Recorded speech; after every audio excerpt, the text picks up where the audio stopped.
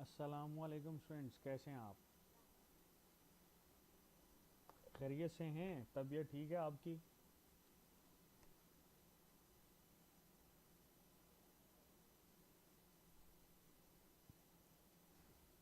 जी मुझे बताएं, आपको मेरी आवाज़ आ रही है?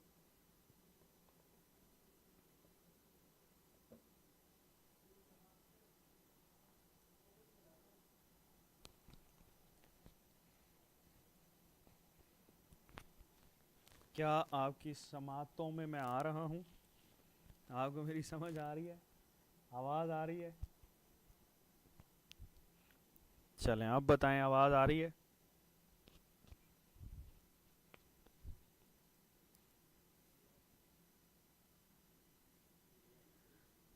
अच्छा जी। बेटे, हमारे पास जो टॉपिक है हमारा, जिसको हम लोगों ने डील करना है, दैट इज़ बायो एनर्जेटिक्स। ठीक है, बायो एनर्जेटिक्स को हम लोगों ने डील करना है। और इस बायो एनर्जेटिक्स के अंदर सबसे पहले हम लोग डील करेंगे कि ये जो बायो की टर्म है ये किसके लिए यूज़ होती है, और ये एनर्जेटिक्स की टर्म किसके लिए यूज़ होती है। क्या आप लोग बता सकते हैं कि क्या डिफरेंस है इसमें? जी बताइएगा ज़रा कि मुझे बायो एनर्जेटिक्स के साथ आप लोग क्या अंडरस्टैंड करते हैं। बेटे, that bio means living cells. ठीक है, आपके पास जितने भी लिविंग सेल्स होते हैं हम उनको डील कर रहे होते हैं। और इन लिविंग सेल्स के अंदर आप ये जो एनर्जी चेंजेस हैं, एनर्जी चेंजेस, जब इन लिविंग सेल्स के साथ एनर्जी चेंजेस को डील किया जाता है तो ये बेटे हमारे पास कहलाता है बायो एनर्जेटिक्स। ठीक है।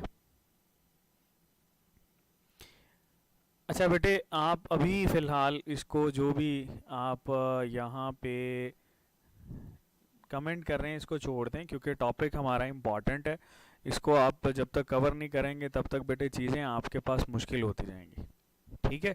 सो बायो एनर्जेटिक्स क्या डील करती है? बायो एनर्जेटिक्स हमारे पास डील करती है दो चीज़ों को। हम डील कर रहे होते हैं कि केमिकल प्रोसेसेस कौन कौन से हो रहे होते हैं इन लिविंग ऑर्गेनिजम्स के अंदर, और केमिकल कॉम्पोजिशन कौन सी है। ठीक है, ये सारी की सारी चीज़ें हम लोग डील करते हैं with reference to bioenergetics. ठीक है जी। अच्छा बेटे, यहाँ पे मेरे पास तो नेट की जो स्ट्रीमिंग है वो बिल्कुल सही है। आप देखें, आपके पास नेट का कुछ इशू है तो उसी वजह से।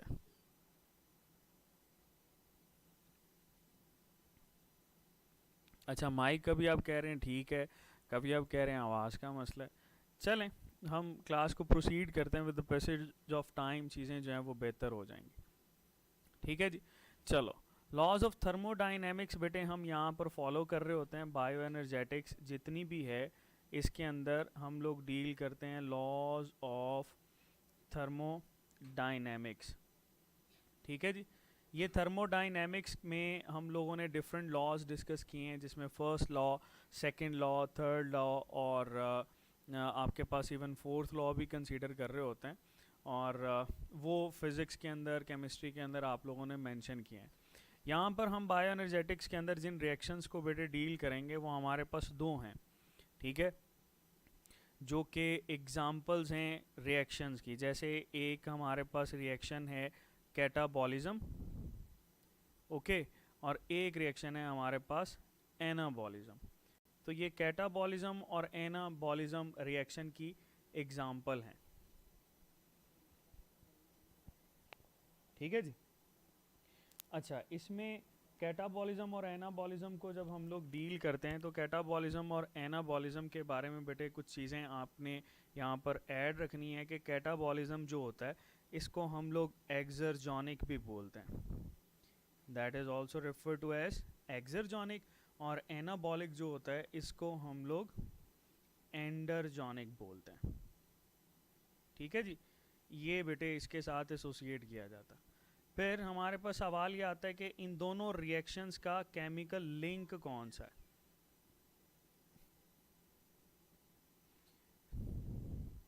बेटे वॉइस मेरे पास तो ठीक आ रही है, आप ज़रा इसको देखें, आपके मेरे ख्याल से इंटरनेट का मसला है। वॉइस में एग्जैक्टली मसला क्या आ रहा है?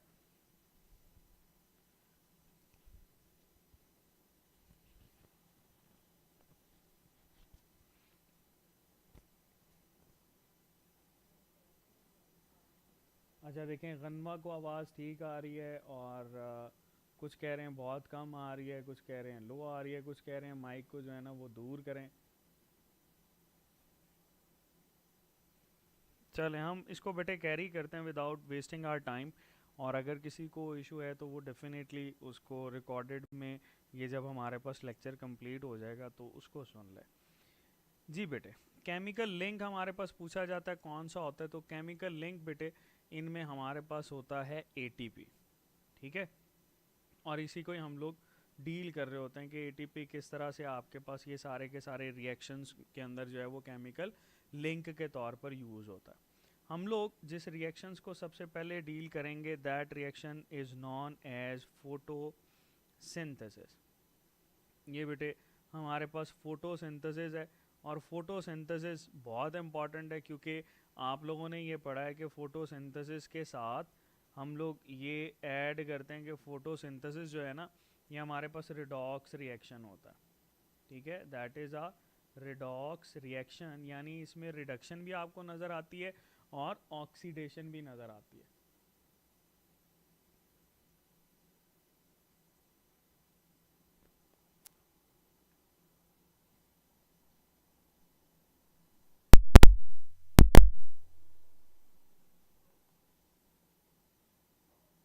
जी अब बताएं आवाज़ कैसी आ रही है?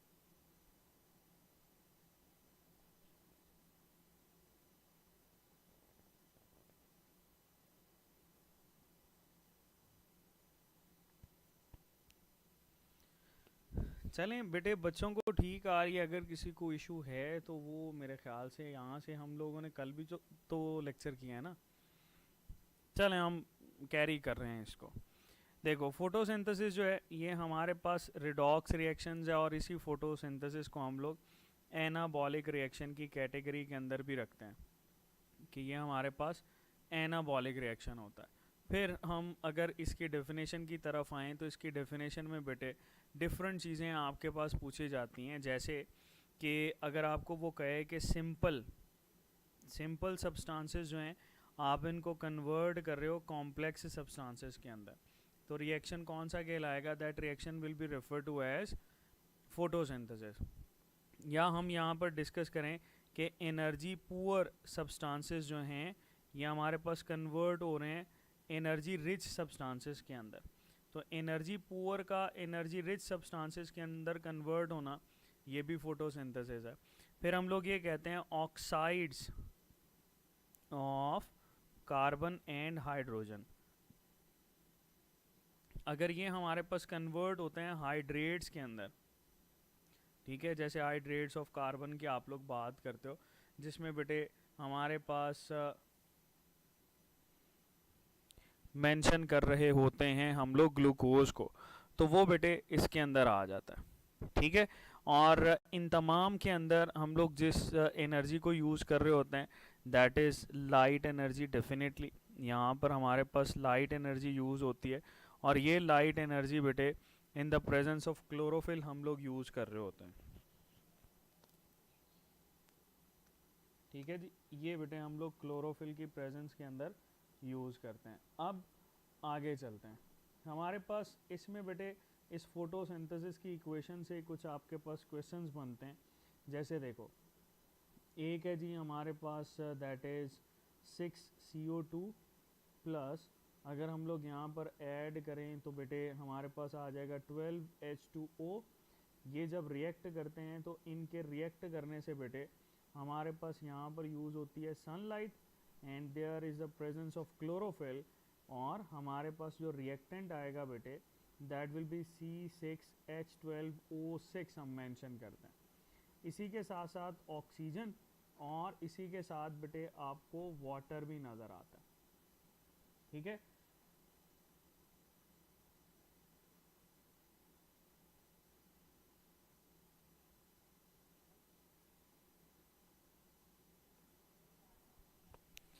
अच्छा बेटे ये एक मिनट दें मुझे। अब बताएं आवाज़ आपको सही आ रही है?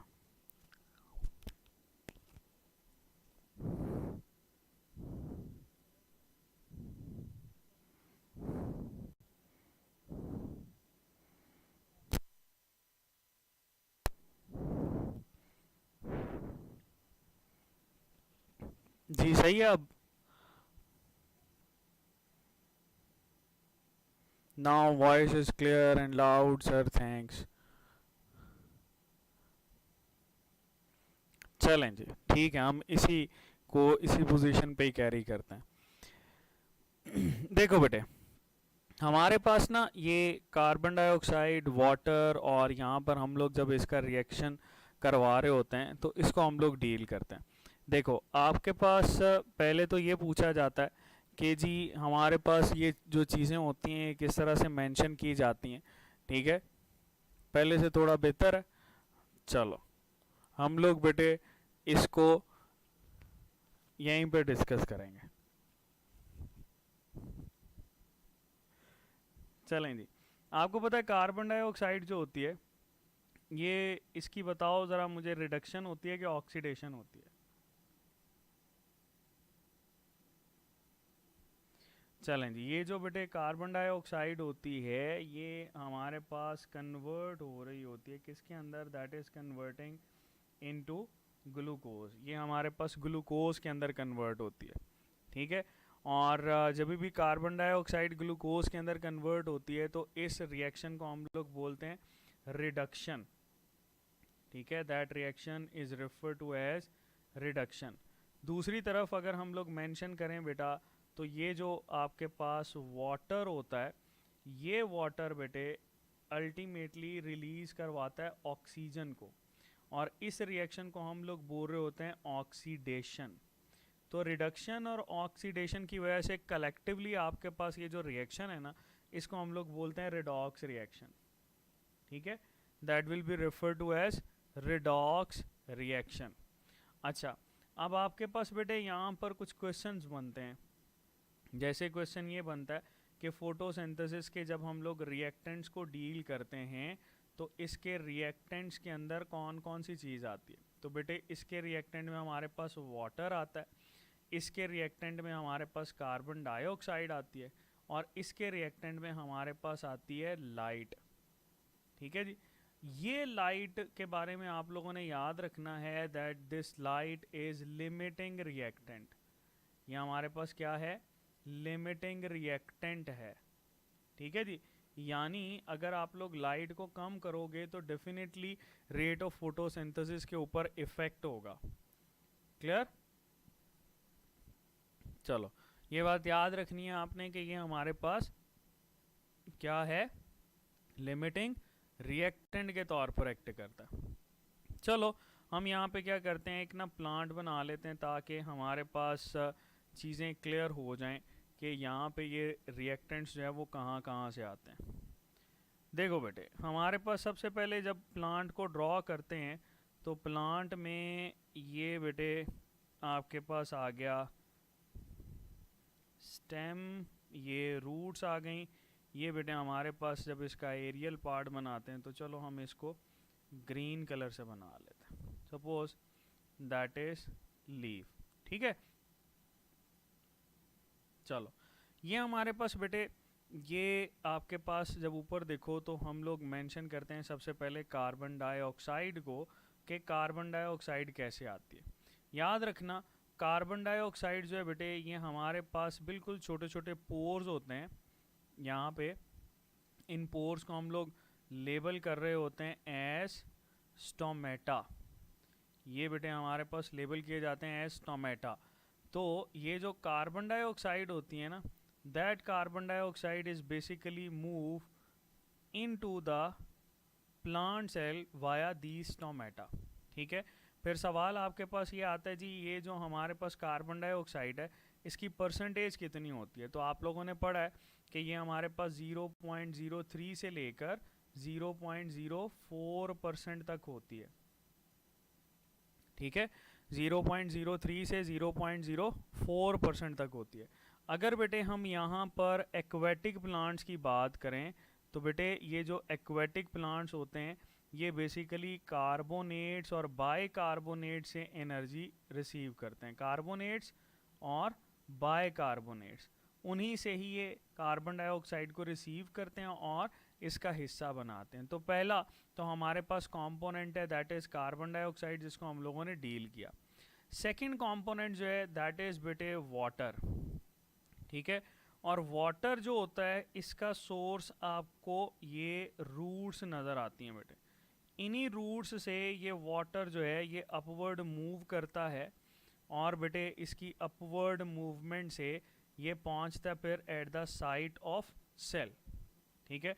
तो दूसरा हमारे पास रिएक्टेंट कौन सा हो गया, दूसरा रिएक्टेंट हो गया वाटर, जिसको हम लोगों ने डील किया, ठीक है। तो ये बेटे हमारे पास कार्बन डाइऑक्साइड भी हो गई और वाटर भी हो गया। हाँ, वाटर के साथ आप ये एक्सपेरिमेंट ज़रूर मेंशन कर सकते हो जो कि हमारे पास किया था वैन नील ने, उसको हम लोग यहाँ पर मेंशन कर देते हैं। वैन नील ने एक्सपेरिमेंट किया था, वो क्या था जी, वैन नील के एक्सपेरिमेंट के अकॉर्डिंग हम लोग जो है ना वो दो तरह के ग्रुप बनाते हैं। एक उसने बनाया था ग्रुप 1, ठीक है।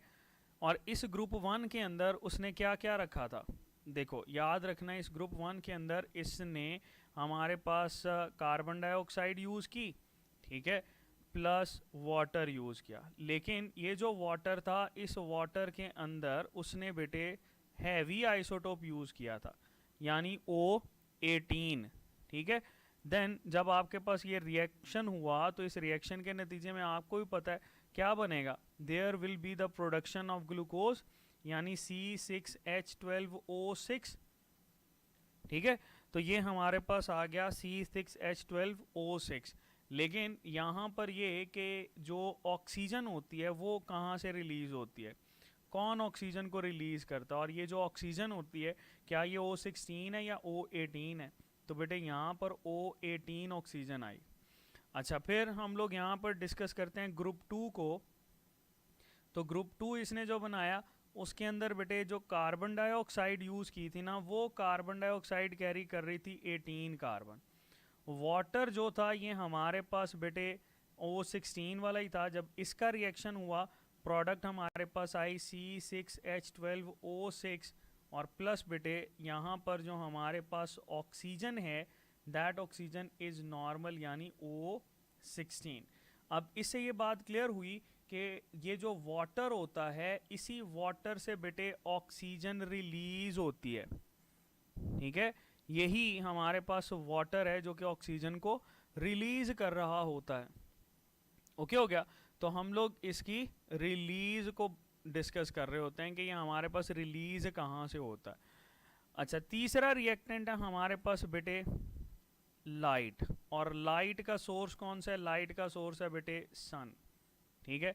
और आप लोग ये समझते हो कि जब तक सूरज चांद रहेगा, हाँ फिजिक्स इन सेकंड्स का नाम रहेगा चलें, हमारे पास बेटे ये जो सनलाइट होती है यहाँ से लाइट आती है ये इस तरह से, ठीक है। अच्छा, और इस लाइट को जो कि यहाँ पर फॉल कर रही होती है इसको आप लोग बोलते हो वाइट लाइट या विजिबल लाइट, ठीक है।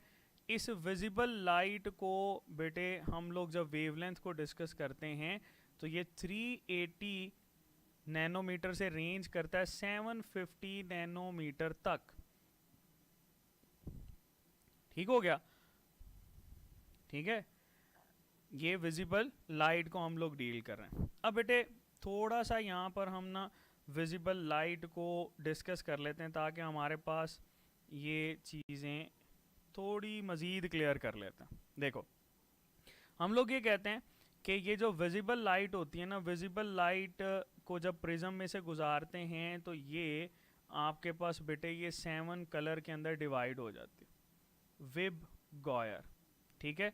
इसमें that we is showing violet, ठीक है, और ये जो आर है दैट इज़ शोइंग रेड, और दरमियान में बेटे आपको इंडिगो, ब्लू, ग्रीन, येलो और ऑरेंज नज़र आते हैं। द पॉइंट इज़ कि यहाँ पर बेटे ये जो हमारे पास डिस्कस किया जाता है ना वेवलेंथ को, तो वॉयलेट की वेवलेंथ बेटे सबसे कम होती है,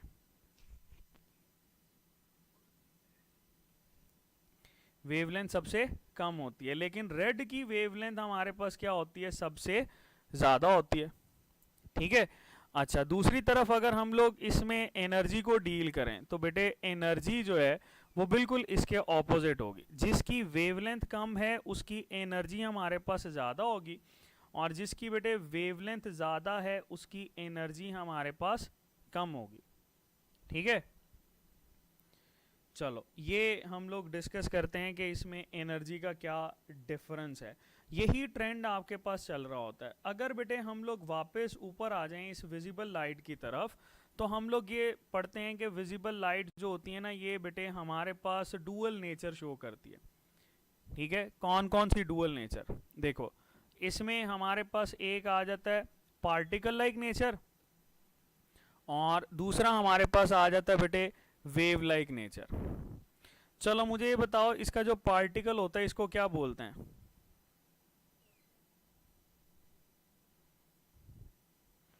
जी बेटे, जो लाइट का पार्टिकल होता है, एनर्जी पैकेट होता है, उसको हम लोग क्या बोलते हैं?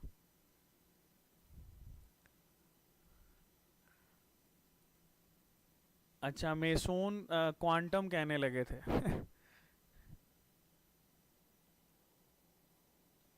बताओ बेटे क्या बोलते हैं?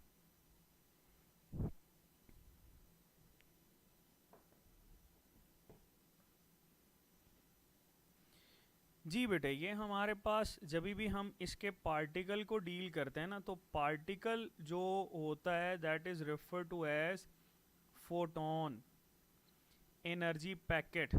ठीक है। और एक बात याद रखना, ये हमारे पास वन फोटोन जो होता है, one photon, one energy packet, ये एक्साइट करता है वन इलेक्ट्रॉन को। ठीक है। एक इलेक्ट्रॉन को एक्साइट कर रहा होता है। तो ये हमारे पास बेटे इसमें कुछ चीज़ें हम लोग ऐड करेंगे जो कि आपके पास फर्दर क्वेश्चंस को डील करेगा। चलो, दूसरा बेटे इसमें हम लोग इसकी नेचर डील करते हैं वेव लाइक।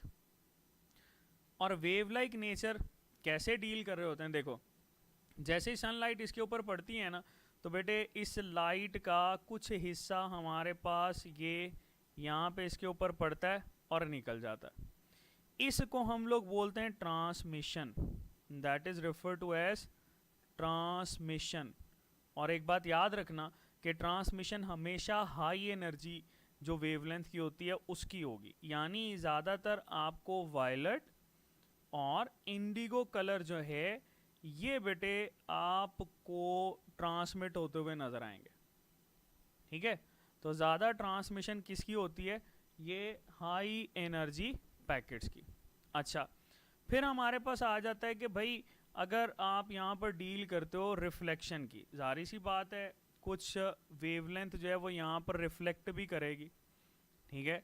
हम इसको बोलते हैं रिफ्लेक्शन। और बेटे ये जो रिफ्लेक्शन होती है ये हमेशा उस कलर की होती है जिस कलर के आपको प्लांट दिखाई दे रहे होते हैं, यानी ये ज़्यादातर ग्रीन कलर और येलो कलर आपको नज़र आता है रिफ्लेक्शन के दौरान। ठीक हो गया। अच्छा, इसके साथ यूं भी मेंशन करते हैं कि ग्रीन और येलो कलर में फोटोसिंथेसिस ज़्यादा होगी कि कम होगी। चलो मैं ये सवाल पूछता हूँ कि ग्रीन कलर में आपके पास फोटोसिंथेसिस ज़्यादा होगी कि कम होगी? बताओ बेटे। ग्रीन कलर में फोटोसिंथेसिस ज़्यादा होगी या कम होगी? बताओ बताओ। ये जो ग्रीन कलर होता है या येलो कलर होता है, इसके अंदर हमारे पास बेटे ये फोटोसिंथेसिस ज़्यादा होगी कि कम होगी? बड़ा आसान सा सवाल मैंने पूछा है। अच्छा जी, हमाइमा कह रही हैं ज़्यादा होती है। बेटे जब एक लाइट रिफ्लेक्ट हो रही है उसका तो कोई काम ही नहीं है फोटोसिंथेसिस के अंदर।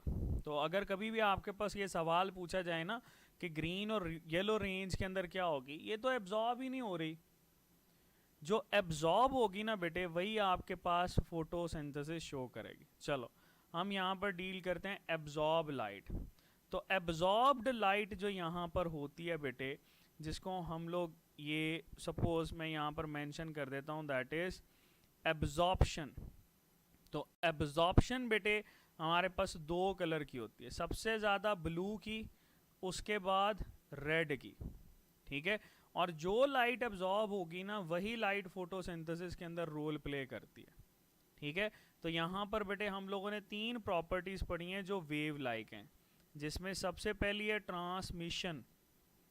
ठीक है जी, ये ट्रांसमिशन क्या है, हाई एनर्जी जो कि वहाँ पर फॉल करी लीफ के ऊपर और वैसे ही गुजर गई। दूसरा है बेटे हमारे पास रिफ्लेक्शन, ये रिफ्लेक्शन उस लाइट की है जो कि एब्जॉर्ब नहीं हो रही। और तीसरा है एब्जॉर्प्शन, एब्जॉर्प्शन वो वाली लाइट शो करेगी बेटे जो फोटोसिंथेसिस के अंदर रोल प्ले कर रही है। ठीक हो गया। चलो एक और सवाल आता है, ये पंजाब वाले थोड़ा सा गौर करें, वहाँ पर ये क्वेश्चन पूछता है कि अगर हम लोग सेम इंटेंसिटी की लाइट गिराते हैं, सेम इंटेंसिटी की लाइट गिराते हैं, तो फिर ज़्यादा एब्जॉर्प्शन या फोटोसिंथेसिस किस पे नज़र आएगी। अगर सेम इंटेंसिटी की होगी ना बेटे तो फिर रेड के अंदर आपको फोटोसिंथेसिस ज़्यादा नज़र आएगी या एब्जॉर्प्शन ज़्यादा नज़र आएगी as compare to blue colour. ठीक है, ये बात क्लियर है बेटे। तो ये हमारे पास याद रखना, इसमें सेम इंटेंसिटी अगर आएगा तो रेड ज़्यादा होगी, अगर आपके पास इंटेंसिटी उसने मेंशन नहीं किया तो आपने सीधा सीधा ब्लू को बता देना। अच्छा, सम टाइम इसकी जगह पे ब्लू की जगह पे वो वेवलेंथ भी पूछ लेता है, तो ब्लू की वेवलेंथ कितनी होती है 430 नैनोमीटर, और अगर रेड की वेवलेंथ पूछे तो रेड की वेवलेंथ कितनी होती है बेटे 670 नैनोमीटर वाली साइड के ऊपर आपको पीक नज़र आएगी। ठीक हो गया। सो दैट इज़ समथिंग बेटे जो कि हम लोग लाइट के हवाले से डिस्कस कर रहे होते हैं, और ये आपको पता होना चाहिए कि इसका पार्टिकल लाइक नेचर क्या है और वेव लाइक नेचर क्या है। चलो एक चीज़ जो हम यहाँ पर लाइट के हवाले से और ऐड करते हैं वो है बेटे दैट इज़ के कंपनसेशन पॉइंट क्या होता है। ठीक है, कंपनसेशन पॉइंट को हम लोगों ने डील करना। Suppose we have a cycle over here. ठीक है, यहाँ पर हमारे पास साइकिल है, और इस साइकिल में हम क्या करते हैं भाई, इसको ये दो हिस्सों में डिवाइड कर लिया। ठीक है, ये ऊपर वाला मैं कहता हूँ जी ये हमारे पास डे लाइट को शो कर रहा है, और नीचे वाला नाइट ड्यूरेशन को शो कर रहा है। ठीक है, अब हर प्लांट को, हर सेल को जो है वो एनर्जी की ज़रूरत होती है बेटे। इसका मतलब यह है कि इसके अंदर जो रिएक्शन कांस्टेंट होगा that will B for respiration. ठीक है, ये जो पॉइंट्स हैं ये हमारे पास इस बात को शो कर रहे हैं कि भाई यहाँ पर रेस्पायरेशन जो है वो चल रही है, और रेस्पायरेशन कॉन्स्टेंटली चल रही है। ठीक है, चलो अगर तो बेटे हम लोग लाइट यहाँ पर इंक्रीज करते हैं, सब फर्ज करो आप लाइट इंक्रीज कर रहे हो और इंक्रीज कर रहे हो, तो आप लोगों ने पढ़ा कि जैसे जैसे हम लाइट इंक्रीज करते जाएंगे तो आपके पास बेटे ये जो फोटोसिंथेसिस है वो इफ़ेक्ट करेगी। ठीक है, अच्छा, और इसमें हमारे पास दो पॉइंट्स ऐसे आएंगे, जैसे ये देखो ये वाला पॉइंट और ये वाला point, these are the points बेटे जहाँ पे हमारे पास रेट ऑफ फोटोसिंथेसिस, जहाँ पे क्या रेट ऑफ फोटोसिंथेसिस जो है ये बेटे इक्वल हो जाएगा रेट ऑफ रेस्पायरेशन के, that becomes equal to the rate of respiration. ठीक है, अच्छा, अब इसमें हम लोग इस पॉइंट को बोलते क्या हैं, that point is refer to as compensation point. इसकी जगह पे यूं भी मेंशन किया जाता है, रेट ऑफ फोटोसिंथेसिस पे आप लोग ये मेंशन करोगे कि भाई यहाँ पर कौन सी गैस रिलीज होती है, oxygen. So we can say that release of oxygen becomes equal to the use of oxygen. ठीक है, रिलीज ऑफ ऑक्सीजन बराबर हो जाएगा यूज ऑफ ऑक्सीजन के। अच्छा, इसी बात को हम यूं भी कर सकते हैं कि फोटोसिंथेसिस के अंदर जो यूजेज ऑफ कार्बन डाइऑक्साइड हो रही है that becomes equal to the release of carbon dioxide in respiration. ठीक है, इसमें हम ये भी कह रहे होते हैं that there is no net exchange of gases between, there is no net exchange of gases, ठीक है, बिटवीन ट्री या प्लांट एंड एनवायरमेंट। ठीक है, एनवायरमेंट पूरा नहीं लिखा मैंने, ठीक है, तो प्लांट और एनवायरमेंट के दरमियान there is no net exchange, इसको हम लोग यहाँ पर डिस्कस ही नहीं कर रहे होते। ठीक हो गया, तो बेटे ये बात आप लोगों ने इसके साथ याद रखनी है। और ये सारी की सारी चीज़ें किसके लिए थी? All of these are for compensation point. ठीक है जी, ये बेटे हमारे पास एक्सप्लेन कर रहे होते हैं कंपनसेशन पॉइंट को। सो ये लाइट के साथ ही हम लोग डील कर रहे होते हैं। ओके, हो जाएगा। चलो आगे चलते हैं। हमारे पास बेटे हम लीफ के कुछ सेल्स को निकालेंगे, उन सेल्स के अंदर से डिस्कस करेंगे कि भाई इसमें कौन कौन सी चीज़ें मौजूद होती। चलो यहाँ पर पहले हम लोग बना लेते हैं that we have a leaf over here. Suppose ये हमारे पास आ गया लीफ। ठीक है जी, आपको पता है ये लीफ ही बेसिकली साइट होती है जहाँ पे क्या हो रहा होता है बेटे, फोटोसिंथेसिस। हम यहाँ पर अगर थोड़े से सेल्स, आपसे पूछा जाए कि भाई आप यहाँ से थोड़े से सेल्स जो हैं वो निकालो, ठीक है, तो हम जैसे ही यहाँ से थोड़े से सेल्स निकालते हैं तो बेटे that would be just like this. ठीक है, ये थोड़े से सेल्स हमें यहाँ पर जो निकलते हुए दिखाई देते हैं, हम इन सेल्स को बोलते हैं मीजोफिल सेल्स। ठीक है, इन थोड़े से सेल्स में आप ये भी बता सकते हो, चूँकि ये प्लांट सेल है तो प्लांट सेल में सबसे एक्सटर्नल पे स्ट्रक्चर कौन सा होता है? There is cell wall. ठीक है जी, तो ये हमारे पास सेल वॉल आ गई। सेल वॉल के इंटरनल कौन सा स्ट्रक्चर होता है बेटे? There is plasma membrane. तो हम बेटे ये प्लाज्मा मेम्ब्रेन को डील कर रहे होते हैं। ठीक हो गया, और इसके अंदर हम लोग बेटे डील करते हैं न्यूक्लियस को। There is nucleus in it, जो कि पेरिफेरल साइड पे मौजूद होता है, और यहाँ पर लार्जर हमारे पास vacuole and there are smaller ये क्लोरोप्लास्ट। ठीक है जी। अच्छा, एक बात याद रखना कि ये जब भी हम लोग लीफ सरफेस एरिया की बात करते हैं ना, तो इसमें अगर 0.5 मिलियन पर mm स्क्वायर बेटे आपके पास क्लोरोप्लास्ट नज़र आते हैं ऑफ लीफ। ठीक है, मतलब अगर आप लीफ की सरफेस देखते हो तो यहाँ पर आपके पास 0.5 मिलियन क्लोरोप्लास्ट हो सकते हैं पर mm स्क्वायर के अंदर। ओके,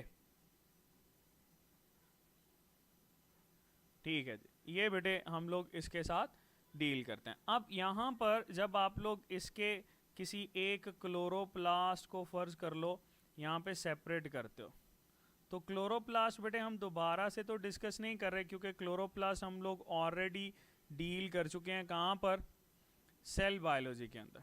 तो यहाँ पे हम सिंपल सा एक ओवरव्यू देंगे कि ये जो क्लोरोप्लास्ट होता है इसकी बेटे भाई डबल मेम्ब्रेन होती हैं, और इसकी डबल मेम्ब्रेन को हम लोग क्या बोलते हैं? इन्वेलप। और बेटे इसके अंदर हमें स्टैक्स नज़र आते हैं, there are stacks of thylakoid. इस स्टैक ऑफ थाइलाकॉइड को हम लोग क्या बोलते हैं? ग्रेनम। और यही बेटे ग्रेनम जो होते हैं वो एक दूसरे के साथ कनेक्टेड होते हैं वाया इंटरग्रेनम। ठीक है जी, तो ग्रेनम और इंटरग्रेनम बेटे ये आपके पास मौजूद होंगे। यहाँ पर एक और सवाल समटाइम पूछ लेता है कि ये जो हमारे पास ग्रेनम है, इस ग्रेनम में पर ग्रेनम कितने थाइलाकॉइड्स नज़र आ सकते हैं? 50 थाइलाकॉइड्स। ठीक है, ये बात याद रखना है, इसमें 50 थाइलाकॉइड्स नज़र आते हैं।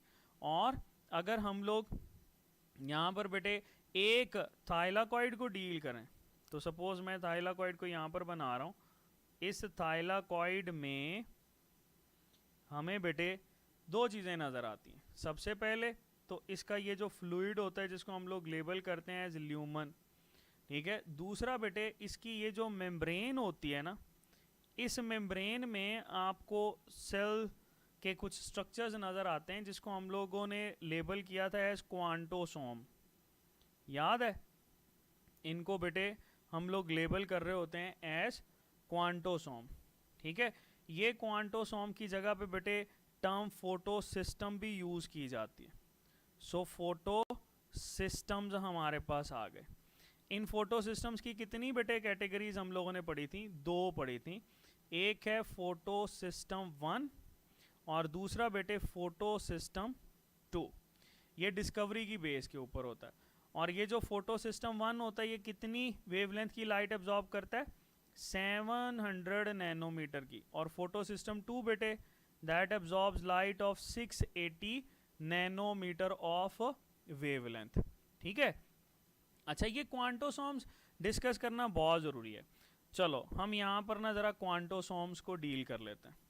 क्वांटोसोम्स में आप लोग ये पढ़ते हो कि जी ये हमारे पास ना कुछ इस तरह के स्ट्रक्चर्स हैं। पहले चलो इसको डिलीट करते हैं क्योंकि क्वांटोसोम्स में फोटो सिस्टम्स है ना। फोटो सिस्टम देखो बेटे, ये हमारे पास कुछ यूं हम यहाँ पर बना रहे हैं, वैसे आपकी बुक्स के अंदर तो किसी और तरीके से बनाया जाता है। ठीक है, मैं यहाँ पर इस तरीके से बना रहा हूँ क्योंकि बेटे यहाँ से क्वेश्चंस बनते हैं। सो अगर आप उन क्वेश्चंस को डील कर लोगे तो आपके लिए ज़्यादा इजी हो जाएगा। ठीक है, इसके बेटे बिल्कुल सेंटर में आपके पास ये नज़र आता है। चलो सवाल ये है कि हमारे पास इसके हिस्से कितने होते हैं? बेटे ये जो सारे ग्रीन कलर के आपको नज़र आते हैं ना, इनको हम लोग बोलते हैं antenna complex. That is refer to as antenna complex. Antenna complex क्या करता है बेटे? जब भी इसके ऊपर लाइट पड़ती है ना, तो इस लाइट की वजह से ये इलेक्ट्रॉन की एक्साइटेशन करवाता है एंड डायरेक्ट करवाता है टूवर्ड रिएक्शन सेंटर। तो एंटीना कॉम्प्लेक्स का काम क्या हुआ?